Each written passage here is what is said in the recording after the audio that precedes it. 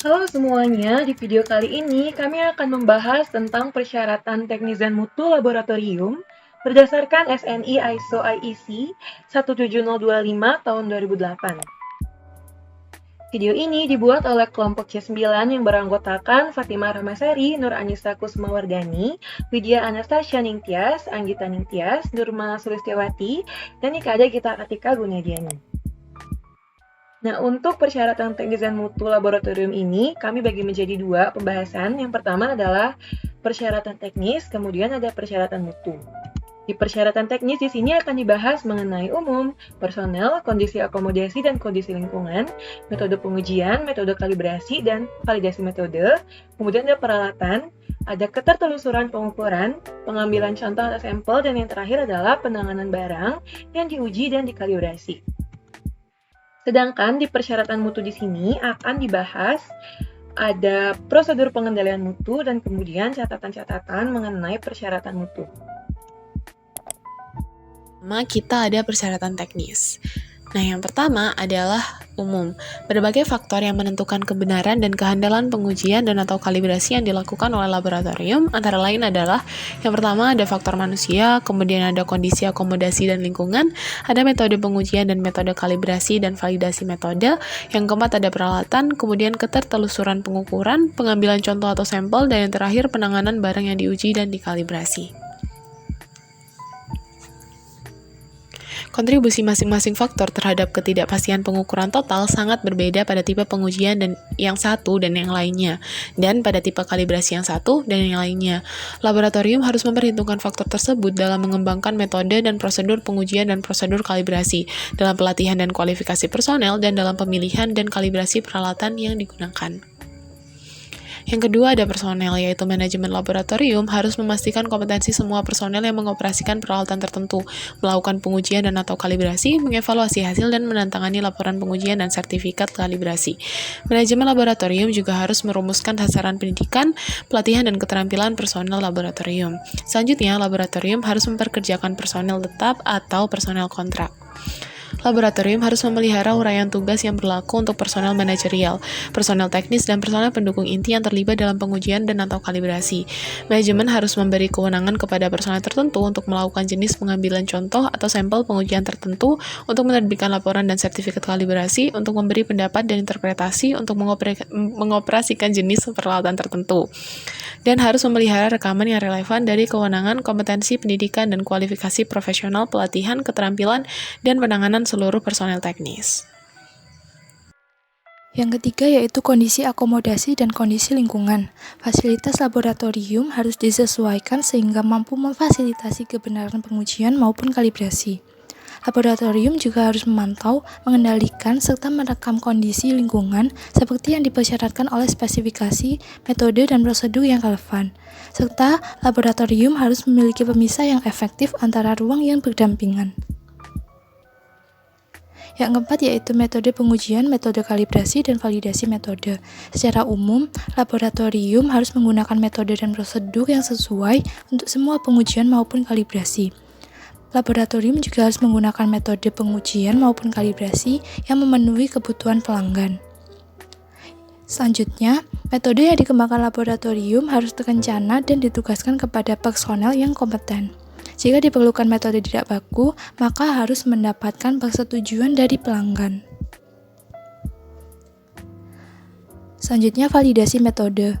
Laboratorium harus memvalidasi metode tidak baku, metode yang desain atau dikembangkan laboratorium, metode baku yang digunakan di luar lingkup yang dimaksud, penguatan, serta metode baku yang dimodifikasi. Rentang ukur dan akurasi nilai yang diperoleh dari metode yang divalidasi harus relevan dengan kebutuhan pelanggan. Laboratorium pengujian harus mempunyai dan menerapkan prosedur untuk mengestimasi ketidakpastian pengukuran. Sumber penyebabnya adalah standar dan bahan acuan yang digunakan, metode dan peralatan yang digunakan, kondisi lingkungan, sifat dan kondisi barang, serta operator. Selanjutnya juga perlu Ada dilakukan peralatan pengendalian laboratorium data. Harus mempunyai peralatan dan perlengkapan untuk pengambilan sampel, pengukuran dan pengujian untuk melaksanakan pengujian maupun kalibrasi dengan benar. Peralatan juga harus dioperasikan oleh personel yang berwenang. Laboratorium juga harus mempunyai prosedur untuk memastikan kelayakan fungsi peralatan. Apabila peralatan mengalami pembebanan lebih atau kesalahan penanganan, memberikan hasil yang mencurigakan, serta mengalami cacat, maka peralatan harus ditarik dari penggunaannya dan dirabel. Selanjutnya adalah ketertelusuran pengukuran. Secara umum, semua peralatan yang digunakan untuk pengujian dan atau kalibrasi, termasuk untuk pengukuran subsider yang mempunyai pengaruh yang signifikan pada akurasi atau keabsahan hasil pengujian, kalibrasi atau pengambilan contoh, harus dikalibrasi sebelum mulai digunakan. Laboratorium harus mempunyai program dan prosedur yang ditetapkan untuk kalibrasi peralatannya.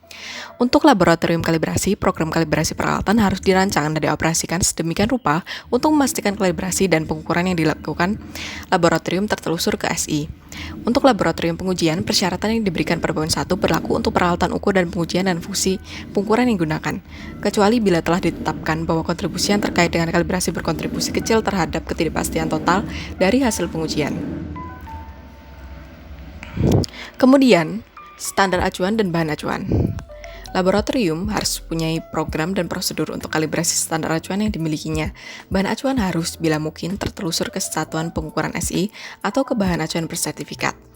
Pengecekan yang diperlukan untuk memelihara kepercayaan pada status kalibrasi standar acuan, standar primer, standar antara, atau standar kerja dan bahan acuan harus dilakukan sesuai dengan prosedur dan jadwal tertentu.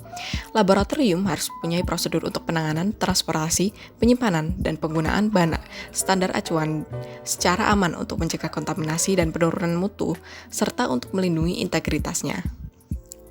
Selanjutnya adalah pengambilan contoh atau sampel. Laboratorium harus mempunyai rencana pengambilan contoh dan prosedur untuk pengambilan contoh bila melaksanakan pengambilan contoh substansi, bahan, atau produk. Bila pelanggan menghendaki penyimpanan, penambahan, atau pengecualian dari prosedur pengambilan contoh yang telah didokumentasikan, hal tersebut harus direkam. Laboratorium harus mempunyai prosedur untuk merekam data dan kegiatan yang relevan dan berhubungan dengan pengambilan contoh sebagai bagian dari pengujian atau kalibrasi yang dilakukan. Selanjutnya, penanganan bahan yang diuji dan dikalibrasi. Laboratorium harus mempunyai prosedur untuk transportasi, penerimaan, penanganan, perlindungan, penyimpanan, retensi, dan atau pemusnahan bahan yang diuji dan atau dikalibrasi. Laboratorium harus mempunyai sistem untuk mengidentifikasi barang yang diuji dan atau dikalibrasi. Pada penerimaan barang yang diuji atau dikalibrasi, penyimpangan dari kondisi yang dinormal harus direkam. Laboratorium harus mempunyai prosedur dan fasilitas yang sesuai untuk menghindari penurunan mutu, kehilangan, kerusakan. Persyaratan mutu. Prosedur pengendalian mutu harus dimiliki laboratorium untuk memantau keabsahan pengujian dan kalibrasi. Data yang dihasilkan direkam sehingga kecenderungan dapat dideteksi dan teknik statistik harus diterapkan pada pengkajian hasil. Pemantauan pun direncanakan dan dikaji mencakup keteraturan penggunaan bahan acuan bersertifikat dan atau pengendalian mutu internal menggunakan bahan acuan sekunder, partisipasi dalam uji banding antar laboratorium atau program uji profisiensi, replika pengujian atau kalibrasi menggunakan metode yang sama atau berbeda, pengujian ulang atau kalibrasi ulang atas barang yang masih ada, dan korelasi hasil untuk karakteristik yang berbeda dari suatu barang. Metode yang dipilih sebaiknya sesuai dengan jenis dan volume pekerjaan yang dilakukan.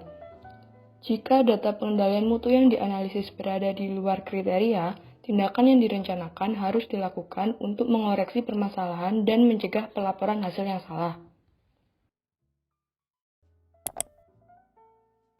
Sekian video dari kami, terima kasih.